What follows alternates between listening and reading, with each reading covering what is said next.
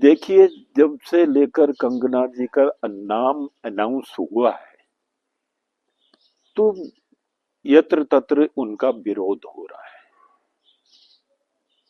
और कभी कभी तो लोग भद्र बातें भी कह देते हैं, वो नहीं कहनी चाहिए। लेकिन विरोध बहुत बुरा है, बड़ा तगड़ा है।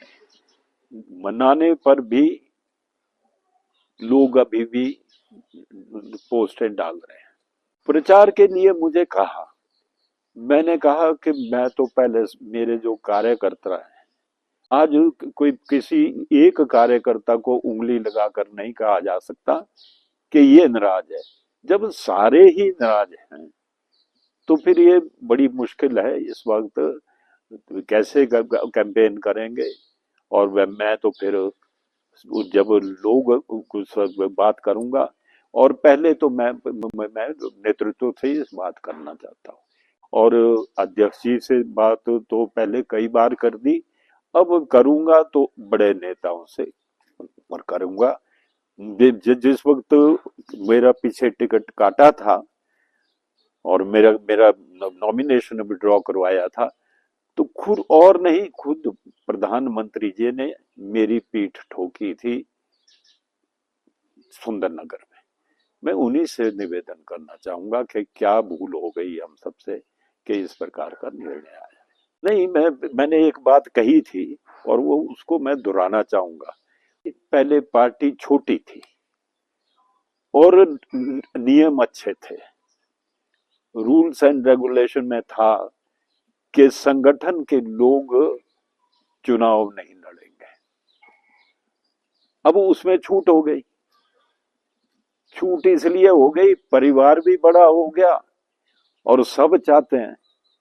नहीं तो जो पदाधिकारी हैं उनको पहले इस्तीफा देना पड़ता था, फिर चुनाव की बात करते थे।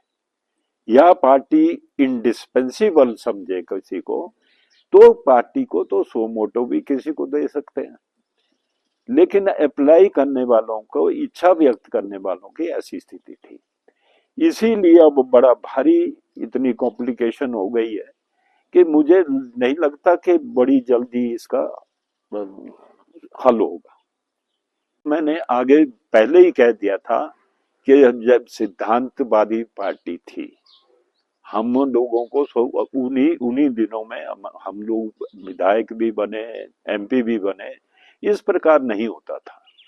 अब सिद्धांतवाद, कभी एक बात कहना, कभी दूसरी बात कहना, कभी ये कहना परिवारवाद, वो परिवारवाद इत्यादि सब बातें खत्म हो गई।